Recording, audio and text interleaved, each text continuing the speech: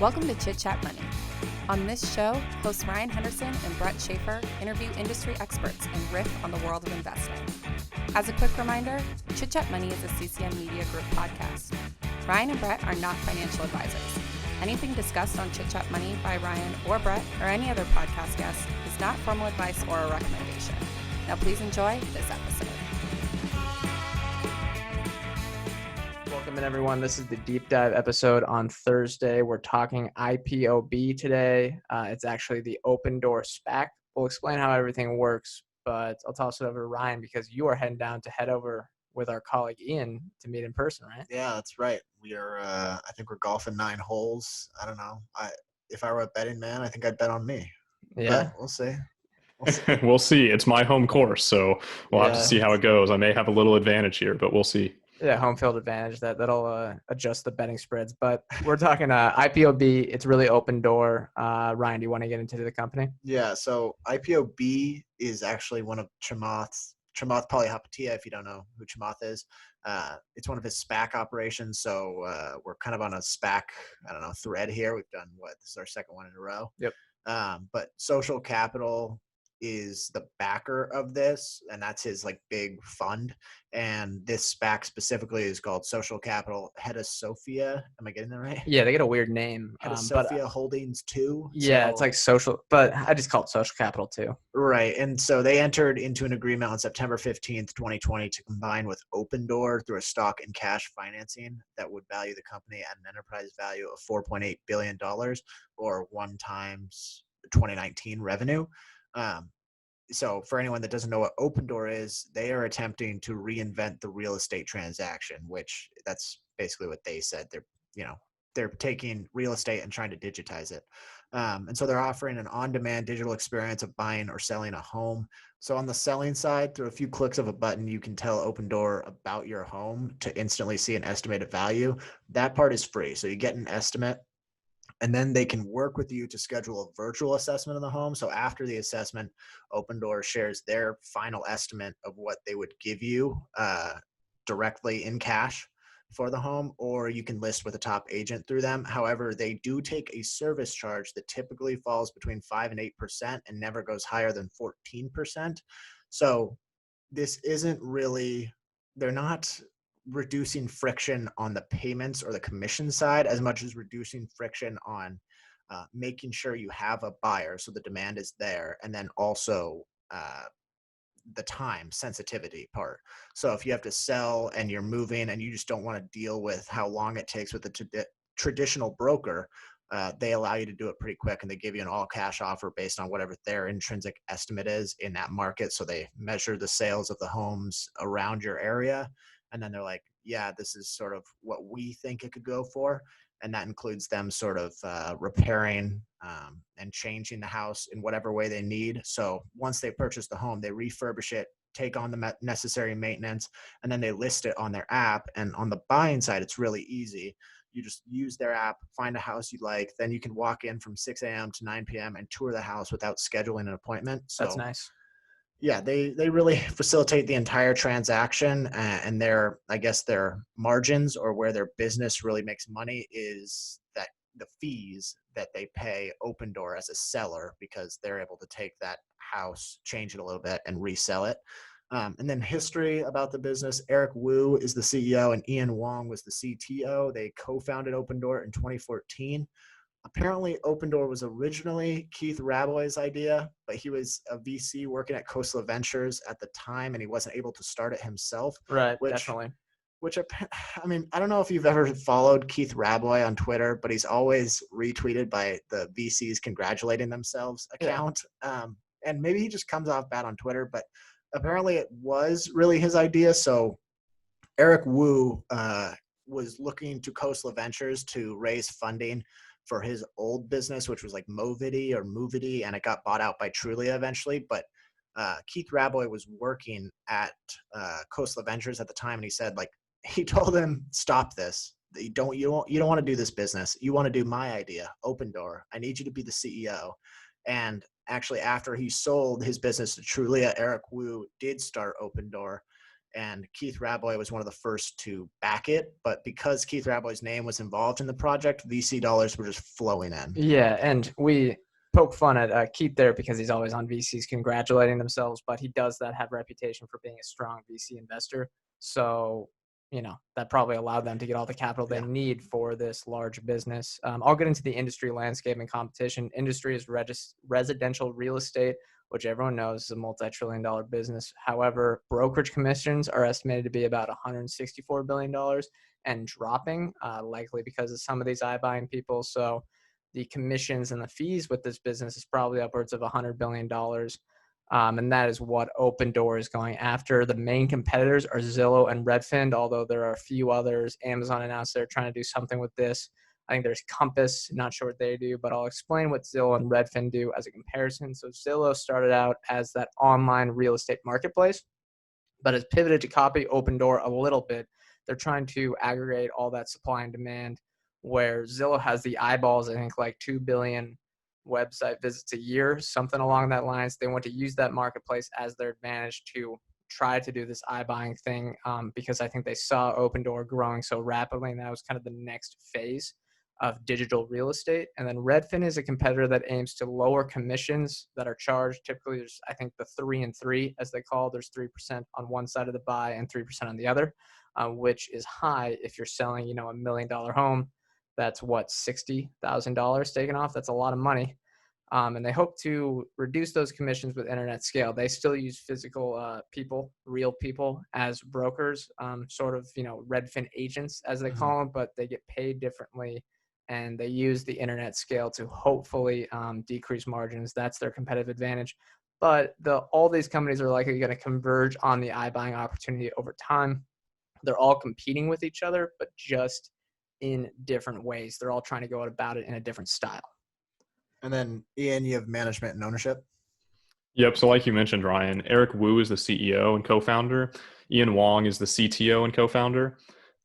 They also, you were mentioning Keith, they also have this impressive Silicon Valley management team, though. They've got people part of the management team with experience ranging from Trulia, Amazon, Airbnb, Netflix, Yahoo, Yelp, Square, pretty much any great Silicon Valley company over the last 10 years, they have someone from that company. So it really has the buy-in of Silicon Valley. And I think there's a lot of people in that part of the country who look at this and say, wow, what a massive market. Look at how inefficient it is. Let's go in and fix it, basically.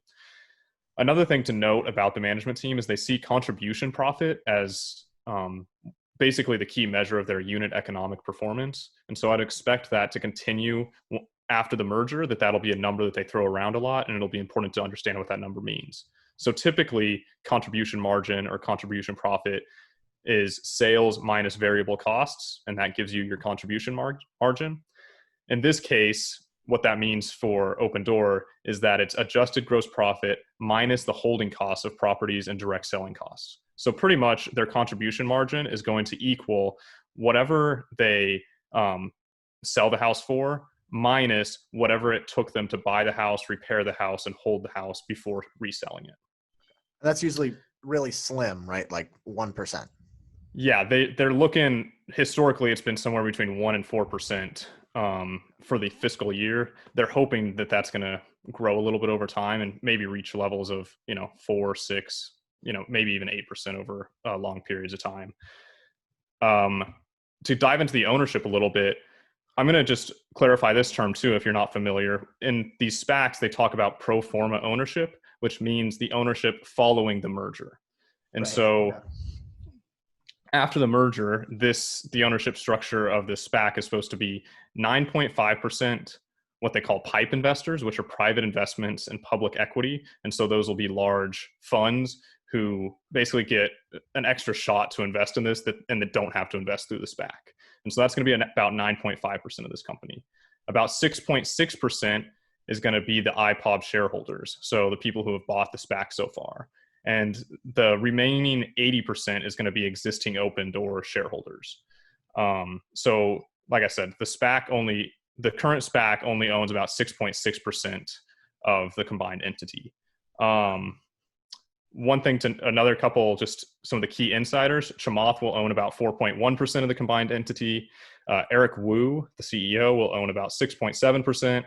Ian Wong, the CTO and other co-founder, will own about 1.3%, which means the total kind of management ownership is about 8.5%, which is a bit lower than I would like to see, but especially with Eric Wu owning 6.7%, it's still a significant portion of the company, so they still should be aligned with shareholders. Right, and then that 4.1% from Chamath Palihapitiya would be through that PIPE, right? Am I getting that correct? Yes, it's through it. It's not technically in that PIPE number, but it's also not coming out of that IPOB shareholders. It's, so that's is it just part of the merger? It's part of the merger, yes. Okay. Just know that post all this complicated stuff afterwards, this is what the ownership will be. That's, I guess, what investors should know exactly. about. There's a lot of like SPACs make it simple in one sense, but they also kind of bring in money from all these different places, and they have to adjust all the shares for people who've gotten shares over all the years working for the company, and then bringing in these new shareholders, and so it gets a little bit messy. Yeah, I'm a direct listing guy myself, but I'll get into the valuation. Strike price $10 a share for the merger. So make sure you reference that when you're looking at IPOB shares, because right now they're at 1788. So that will convert to an enterprise value of what IPOB shareholders are getting at about $8.6 billion, if I'm getting that correct. So you're not actually investing at the enterprise value of what the SPAC is going to be at that Ryan mentioned earlier. If you're buying the shares in the open market, the valuation is $8.6 billion. The EV to sales then, looking at the last 6 months, which have been affected by COVID, so they're a little dampened, is about 2.15, and that's trailing. That should come down over time. But again, their EV to gross profit is close to 30 on a trailing basis. So that shows that gross margin level is really low. It's tough to do any sort of valuation numbers on the sales growth, anything, because they did have that decrease when they lowered their supply because of the shakeup with COVID this spring. But gross profit growth really is the number to look at. It's almost like they have to put their GMV number on their GAAP statement, and in reality, gross profit is the revenue they're getting in, and then contribution profit is almost their gross margin number, right? Yeah. Would you guys agree? Yeah, and that can go right into my earnings, so their fiscal year 2019 revenue was 4.7 billion, and that was up 158% from 2018. Now, there's been a big adjustment due to COVID in 2020, so I'll get into that in a second. But the gross margins on that were 6.4%, which seems incredibly low. But think about it like if you've ever looked at Square's earnings, now they have to record Bitcoin trading as revenue. It's just volume being recorded as revenue. Like the sale of a house, it's really not like they didn't just build the house and sell it. They had to buy it right before and then sell it. So it's basically the transaction volume that's going through there. So gross profit, like Brett said, is the number to pay attention to. They had 248 million in operating losses for 2019. The losses before taxes was 338 million. In 2019, they sold almost 19,000 homes, now operate in 21 markets across the U.S. But for the first 9 months of this year, revenue is down 33%. Gross margin was a little higher at around 7.8% than the year prior, which I guess is good to see. Yep. And then operating margin in 2019 was negative 5.2%. The first 9 months of this year, it's been negative 8.2%. Not the direction you want to see it going. And then there was less homes obviously sold this year due to COVID. And so it's been heavily disrupted. I mean, do you want to expand on that a little bit? Yeah. I mean, they had to stop buying homes to increase their supply. I think they were worried about that. And then I believe they stopped selling homes. Am I correct on that, Ian? Or I think they may have, I don't know, they stopped one end of their supply and demand curve, and that made sure they had to pause things. Yeah, I can dive into that right now because I'm going to get into the balance sheet. So one of the big things they tried to do when they entered COVID is they had about $1 billion in inventory on their balance sheet. And that's houses that they'd bought but not yet sold. And they saw that, especially when COVID hit, as being pretty risky. And so they said, we're going to stop buying houses. We don't want any more on our balance sheet. And we're going to try and start moving those houses off of our balance sheet and go ahead and sell them. Which probably meant, they don't really explicitly say this, but probably meant they were taking slightly lower prices than they necessarily would have initially wanted on some of those houses. Okay. So they lowered their inventory number from about 1.1 billion down to 150-ish million in inventory on their balance sheet over the last 6 months. And so that's been just a really impressive de-levering of the balance sheet, making it a little less risky, so they wouldn't be wiped out by a really strong lack of demand in house buying. And I think it's turned out that house buying actually hasn't gone down as much as people expected to at the beginning of COVID, especially with people maybe looking to get out of the cities and move to the suburbs, things of that nature. And so it's, who knows exactly whether that was the right decision or not, but they definitely de-risked the balance sheet. Post-merger, they're going to have about $1.5 billion of cash on the balance sheet. And so should be plenty of money to continue to buy houses, enter new markets, ramp up marketing spend, all that type of stuff. And they only have about $300 million in liabilities. So a net cash position, plenty of liquidity, and really a strong looking balance sheet. Right. And we're going to hit the ad break. But before we do, we got to mention, as always, our 7 investing sponsors. Ryan, do you want to talk about the partnership we got going? Yeah. So we do this every show, but we have a coupon code CCM with 7 Investing, who are now our partners. And you guys are probably familiar with them if you've listened to our show before, because they come on all the time. But their offering is 7 picks for $17 a month. You get $10 off if you use CCM. For your first month. So I don't know. I mean, and they invest similar. They invest similar. Yeah, they invest similar ways to us. Right. They're long-term oriented. They're buy and hold. Price matters to them. All that stuff. They have all their actual things if you look at their website. But yeah, check it out with our promo code. All right, welcome back. First up is competitive advantages. Who wants to go first? Ryan, Ian? Sure, I'll go first. Ryan. Right. Yeah, so the digital first model presents some lower overhead costs. So if you have an Opendoor account and you're interested in a home, you get basically an access code through Opendoor to go to the house at any point from 6 a.m. to 9 p.m. and you just key in your access code and you get to see the house. So you get to tour it without having someone that Opendoor has to pay to give you a tour at a certain time. So obviously that's just lowering expenses on Opendoor's side, much less overhead costs, as opposed to like Redfin, where Redfin has to pay agents to tour houses for people. So a bit of a competitive advantage there. Yeah. All right, Ian, what do you got? Yeah, I've got something somewhat similar to that, but especially compared to the traditional house buying process and house selling process, they're a vertically integrated platform. And so it allows you to really just sell your house and not have to worry about coordinating everything. Whereas with a traditional thing, you're having to track down a realtor, you're having to track down, your financing, someone to do the repairs, and you're having to manage that all yourself. Opendoor kind of keeps that all in one place, gives you just one flat rate. This is what you're going to get at the end. And just makes it simple and really reduces the complexity in a fairly complex industry. So I think that's just a big competitive advantage, especially compared to traditional realtors. I think that's less prevalent with some of the other iBuyers, but compared to traditional realtors, they definitely have a competitive advantage.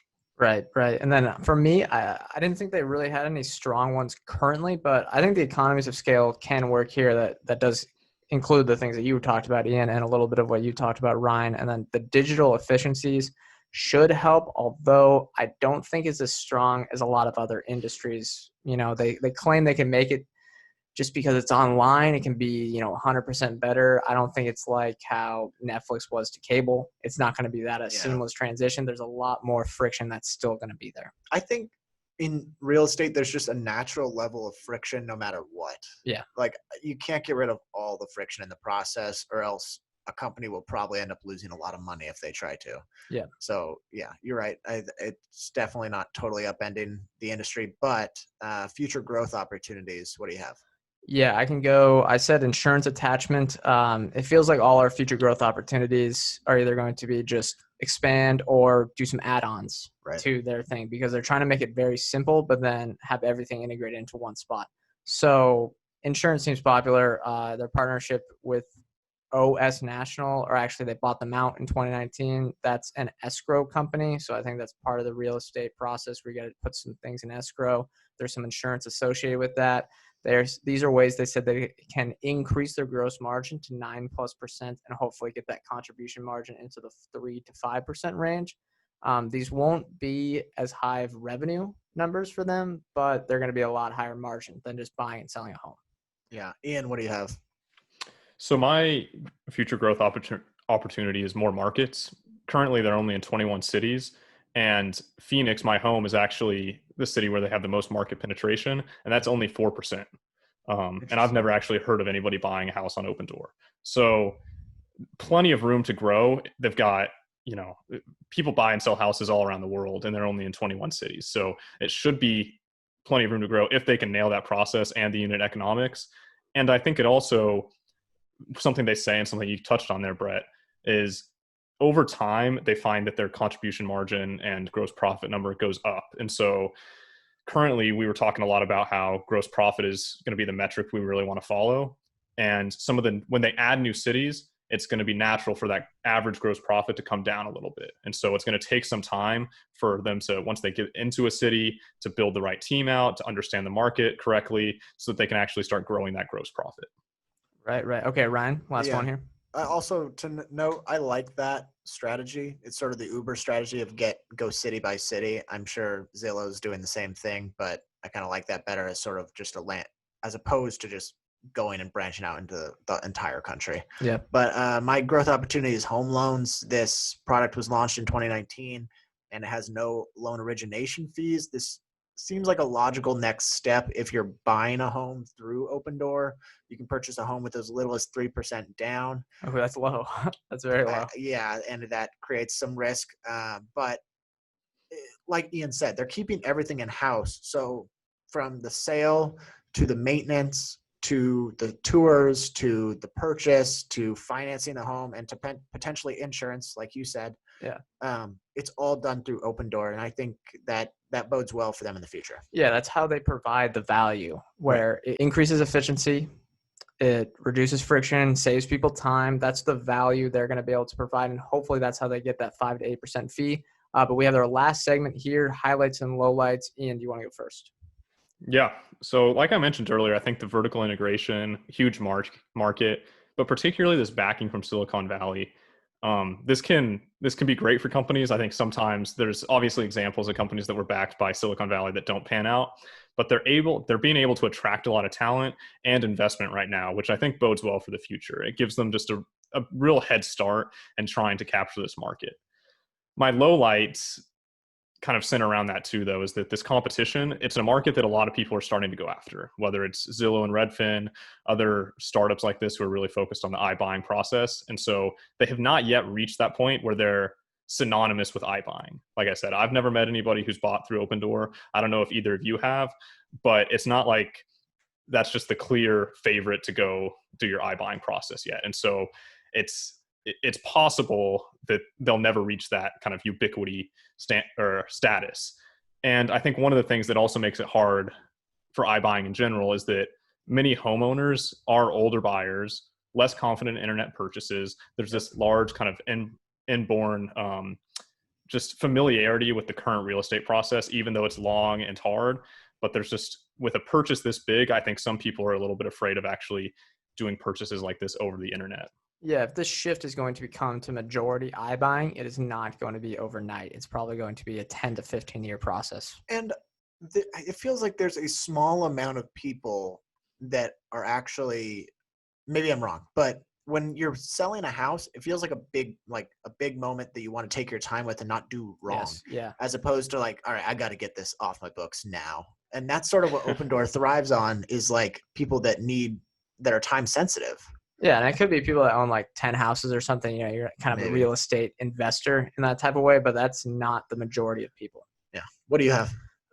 Economies of scale are needed here, and I think that's really important. So they have the capital to do that. So Opendoor has all this investing, and like Ian said, they have the access to the capital. They're not capital constrained, and it might be the most important thing here, because you have to ride the wave of maybe the housing market dipping. You got to be able to pull in supply, decrease or increase demand, all that type of things. You need that margin of safety there. Lowlights for me, I do have a lot. Low margins concern me. That's just a standard thing, that you'd rather have high margins than low margins. It's influenced by the housing market a lot. So there's things that they can't control that could hurt their business. So even if management is firing on all cylinders, the housing market takes a turn, Opendoor's business could be screwed. And I don't think they have much of a differentiation, and they have tons of competitors. So I honestly think Zillow might have a competitive advantage because they have, like the billion plus clicks, or visits to their website every day. They're able to market the iBuying process from Zillow for people that are checking this estimate all the time. I mean, that's the standard for looking at housing prices is Zillow. Even if Opendoor can create a competitor to that, it might be a little harder than Zillow coming in and competing with Opendoor. Yeah, I agree with all that. I guess one of the only highlights that I would have is that Chamath has a pretty solid track record, and that sort of gives a level of comfort to a lot of investors that we've seen. This is also a home run play. So let's say you make it 1 or 2% of your portfolio and it works out. It's a huge winner. It's not like it beats the market by 1% over 5 years. So it's got a massive TAM. And if it does work out, it works out in a big way. However, it feels just really risky to me. And they do have so much Silicon Valley involvement that it kind of worries me. And like the whole venture capital motto is move fast and break things. I'm not sure that's a good motto in real estate. And on top of it, like it's not like people say, well, it's like your margin is my opportunity. Like, no, this is just low margin business. And in order to create a bigger opportunity, you have to go even lower margin than that. Like you're either losing a whole bunch of money or to go after a bunch of volume. That just doesn't seem like it seems like it could go wrong in a big way. Yeah, there's a lot of tail risk here. Yeah. It's not something that, people, I mean, we know, like if the real estate market goes down, they're levered up 10-1 with all the loans that they originate. They haven't gotten to that point at all. But if they have that high leverage, market tanks, that's a lot of obligations they got to fulfill if they're not able to sell things for even 80% of what they bought them at. There's a reason this industry moves slow. And like just going after it with a bunch of VC dollars just seems explosive. Yeah, definitely. All right. Last question. Are we more or less interested in Opendoor? Ian, I'll let you join back in. I'd say I'm slightly more interested. It's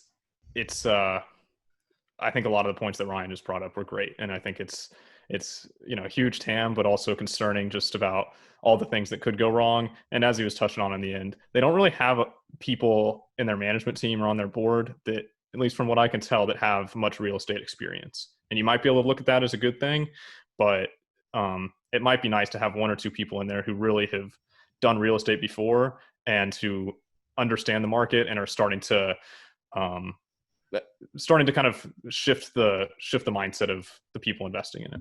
Yeah, because I mean, Netflix brought in a bunch of people from Hollywood. You got to have a mix of like the people that are trying to disrupt this industry, but you also want to know, all right, what they didn't. Yeah. This was a big industry for a reason. What are the things that we should do? I'll do mine. I'm a little less interested. I'm kind of 50-50 on Opendoor. I think it could, again, it's a high risk, high reward opportunity, but it's not something I would typically look at. And I guess that's it. Yeah, we talked about all this stuff before. Yeah, I'm less interested.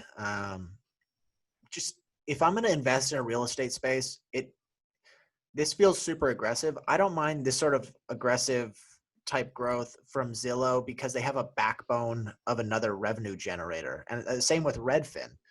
But if you just go after it like this, it feels like it could backfire in a big way. And so maybe that's a little too much risk for me. So I'd say I'm less interested. Yeah. All right. Well, that's going to do it for this episode. Remember to use our promo code CCM if you want to check out 7 Investing subscription service. We have the link in the show notes if you want to check that out. Remember, we are not financial advisors. Anything we say on this show is not formal advice or recommendation. If you have any recommendations for shows to do for our deep dive episodes, make sure to contact us on Twitter or through our email, chitchatmoneypodcast@gmail.com. Thank you all for listening to this episode. We will see you next time.